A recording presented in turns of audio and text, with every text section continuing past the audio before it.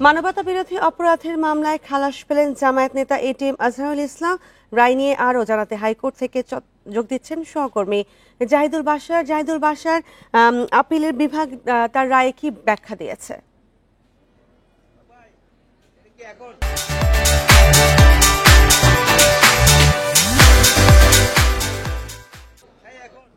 জি দেখুন, আজকে এটিএম আজহারের যেই 2012 সালে গ্রেপ্তারের পরে আজকে প্রায় এক যুগেরও বেশি সময় ধরে জামাত নেতা তিনি কিন্তু কারাগারে রয়েছেন। তাকে 2014 সালে আন্তর্জাতিক অপরাধ ট্রাইব্যুনালে 1971 সালে মানবতা বিরোধী অপরাধের যে 5টি অভিযোগে তাকে মৃত্যুদণ্ড দেওয়া হয়েছিল, তার বিরুদ্ধে একবার আপিল হয়েছিল এবং সেই আপিলে কিন্তু তিনি সেই মৃত্যুদণ্ড বহাল রাখা হয়েছিল। তার পরবর্তীতে তিনি যখন রিভিউ আবেদন করেন, সেই রিভিউতে যে এই মামলাটি আবার পুনরায় আপিলে যায়, অর্থাৎ মানবতা বিরোধী অপরাধের এই মামলা রিভিউ থেকে আবারও আপিল শুনানি হয় এবং সেই শুনানি শেষে আজকে প্রধান বিচারপতি ডক্টর সৈয়দ রেফাত আহমেদের নেতৃত্বে একেবারে ফুল যে বেঞ্চ 7 বিচারপতি কিন্তু সবাই ছিলেন আপিল বিভাগে।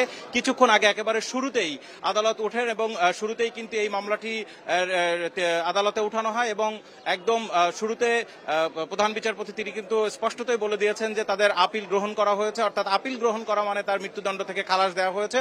একই সাথে এখানে আরেকটি বড় বিষয় রয়েছে, এই যে আপিলটি করা হলো সেই আপিলে জামাতের পক্ষ থেকে কিন্তু আরেকটি বড় ধরনের আর্গুমেন্ট আনা হয়েছিল এবং যেটি তারা বলছেন যে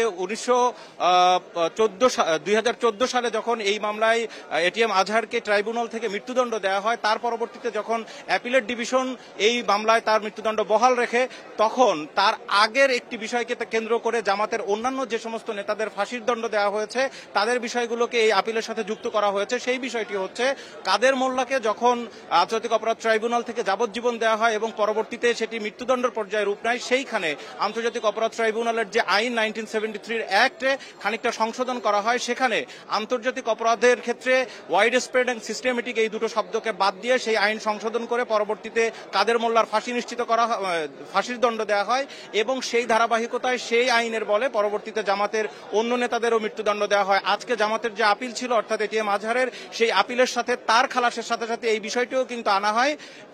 এই বিষয়টিও কিন্তু আনা হয় যে যদি আন্তর্জাতিক অপরাধের ক্ষেত্রে আন্তর্জাতিক মানদণ্ড যদি না মানা হয়, সেক্ষেত্রে তাদের যে মৃত্যুদণ্ডগুলো কার্যকর করা হয়েছিল এগুলো মূলত এক ধরনের হত্যাকাণ্ড সংগঠিত করেছে তৎকালীন সরকার। কারণ হচ্ছে যেহেতু যুদ্ধাপরাধ বা মানবতা বিরোধী অপরাধ এটি আন্তর্জাতিক অপরাধ, ইন্টারন্যাশনাল অফেন্স, সেক্ষেত্রে আন্তর্জাতিক মান বজায় রাখতে হবে এবং আন্তর্জাতিক মান বজায় রাখতে গেলে সেক্ষেত্রে সিস্টেমেটিক অর্থাৎ সংগঠিত এবং বিশাল আকারে সিস্টেমেটিক এবং ওয়াইড স্প্রেড এই দুটো অ্যাঙ্গেল থেকে অপরাধটি সংগঠিত হতে হবে। যেহেতু আইন থেকে এই দুটি শব্দ বাদ দেওয়া হয়েছে, সুতরাং এক্ষেত্রে জামাতের নেতারা তাদের আপিল শুনানিতে বারবার করে বলেছেন জামাতের যাদেরকে ফাঁসি দেওয়া হয়েছে তারা কেউ এই আইনের বলে অর্থাৎ আন্তর্জাতিক মানদণ্ড অনুযায়ী তারা কেউ অপরাধ করেননি। কিন্তু সেই সময় যেহেতু ফাঁসি দেওয়া হয়েছে, সুতরাং সেটি তৎকালীন সরকার ভুল করেছেন এবং বিচারিক হত্যাকাণ্ড ছিল, সেই বিষয়টিতে এই আপিলে এসেছে।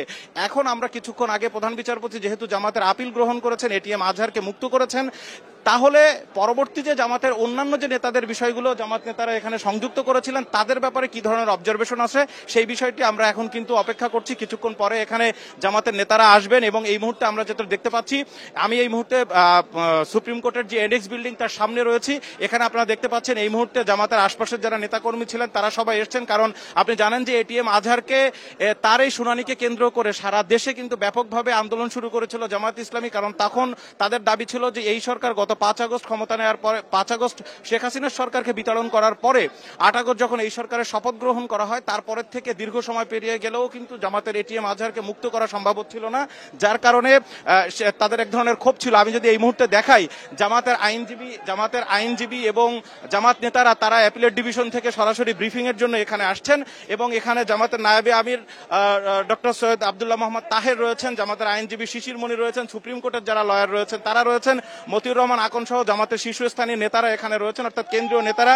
একই সাথে আপনি দেখতে পাচ্ছেন যে জামাতের তাদের নেতাকর্মীরা এই মুহূর্তে কিন্তু মিছিল দিচ্ছে এবং এটি তাদের জন্য একটি বড় বিজয়। কারণ আন্তর্জাতিক ট্রাইব্যুনাল অর্থাৎ মানবতা বিরোধী অপরাধের যেই সাজা দেওয়া হয়েছিল তার মধ্যে এই প্রথম এটিএম আজহারকে যার মৃত্যুদণ্ড দেওয়া হয়েছিল এবং তার পরবর্তীতেই কিন্তু এই প্রথম একজনকে মুক্ত করতে পারলেন তারা বলতে গেলে আইনি প্রক্রিয়ার মধ্য দিয়ে, এবং এটি তারা বলছেন যে তাদের জন্য বড় বিজয়।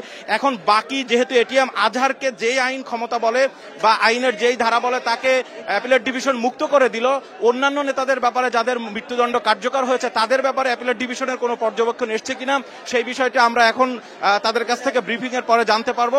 কিছুক্ষণের মধ্যে আমরা এই ব্রিফিং এ যুক্ত হব। আমি যদি এই মুহূর্তে একটু ব্রিফিং এর জন্য সেখানে যেতে চাই। আজকের এই রায়ের জন্য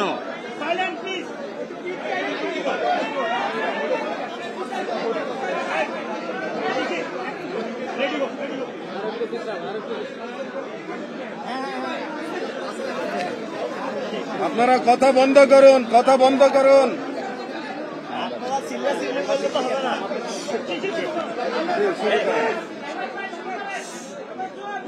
আজকের এই রায়ের জন্য আমরা সর্বপ্রথম আল্লাহর শুকরিয়া আদায় করছি, আলহামদুলিল্লাহ।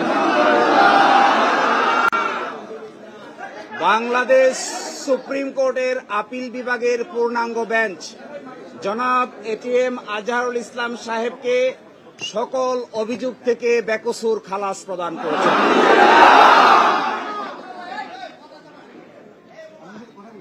আজকে থেকে, এখন থেকে জামায়াতে ইসলামীর সাবেক ভারপ্রাপ্ত সেক্রেটারি জেনারেল জনাব ATM Azharul Islam is an innocent man.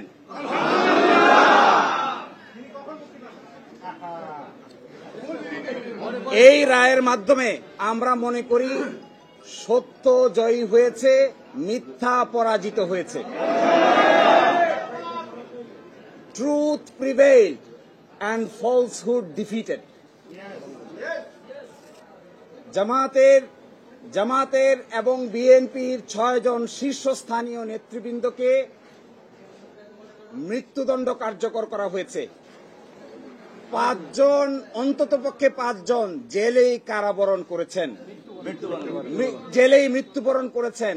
দুনিয়ার ইতিহাসে এটা নজিরবিহীন নির্যাতনের শামিল। জনাব এটিএম আজহারুল ইসলাম সাহেব সৌভাগ্যবান, তিনি ন্যায় বিচার পেয়েছেন, আল্লাহ তাআলা তাকে বাঁচিয়ে রেখেছিলেন। তাই আমরা এটাও মনে করি এই রায়ের মাধ্যমে সিন্ডিকেটেড ইনজাস্টিসের অবসান হয়েছে। আমরা এটাও মনে করি এই রায় ঘোষণার মধ্য দিয়ে বাংলাদেশের আদালতের মর্যাদা সমুন্নত হয়েছে। এবং আদালত 4টি অবজারভেশন দিয়েছেন। তার মধ্যে প্রথমটি বলেছেন, অতীতের রায়ে বাংলাদেশ সহ এই ভারতীয় সাবকন্টিনেন্টের ক্রিমিনাল বিচার ব্যবস্থার পদ্ধতি চেঞ্জ করে দেওয়া হয়েছিল, এটা ছিল সবচাইতে বড় ভুল। আরো বলেছেন, আদালতের সামনে উপস্থাপিত সাক্ষ্য প্রমাণ অ্যাসেসমেন্ট করা ছাড়াই জনাব এটিএম আজহারুল ইসলাম সাহেবকে ফাঁসি দেওয়া হয়েছিল। এবং আরেকটি ইম্পর্টেন্ট কথা বলেছেন যে পৃথিবীর ইতিহাসে এটি একটি ট্র্যাভেস্টি অফ ট্রুথ, অর্থাৎ বিচারের নামে অবিচার। আরো বলেছেন, যে সমস্ত তথ্য প্রমাণ আদালতে হাজির করা হয়েছিল অতীতের আপিল বিভাগ তা সঠিকভাবে বিবেচনা করতে ব্যর্থ হয়েছে। ফলশ্রুতিতে আজকে জনাব এটিএম আজহারুল ইসলাম সাহেবকে বেকসুর খালাস প্রদান করেছেন। বাংলাদেশের ইতিহাসে নয়, পৃথিবীর ইতিহাসে এটি একটি নজিরবিহীন ঘটনা হয়ে থাকবে।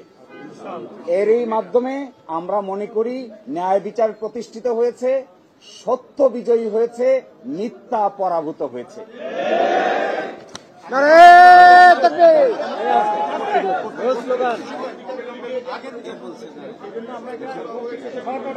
জি, আমরা একটা শোনেন, আমরা একটা শর্ট অর্ডার চেয়েছি, অ্যাডভান্স অর্ডার চেয়েছি। এই অ্যাডভান্স অর্ডারটা আদালত মঞ্জুর করেছেন। আদালত বলেছেন আমরা চেষ্টা করব আজকেই যেন আজকে এবং কালকের মধ্যে যেন এই শর্ট অর্ডারটা প্রসেস হয়ে জনাব এটিএম আজহারুল ইসলাম সাহেব মুক্তি পেতে পারেন, এই জন্য সকল আইনি ব্যবস্থা আমরা গ্রহণ করব। আর আরেকটা প্রেস কনফারেন্স আছে 11:30টায় বাংলাদেশ জামায়াত ইসলামীর পক্ষ থেকে ডিপ্লোমা ইঞ্জিনিয়ার্সে। এই প্রেস কনফারেন্সে আপনাদের সকলকেই স্বনির্বন্ধভাবে দাওয়াত দেওয়া হচ্ছে। খালাস পেলেন জামায়াত নেতা এটিএম আজহারুল ইসলাম। সে বিষয়ে বিস্তারিত জানাচ্ছিলেন সহকর্মী জাহিদুল বাশার।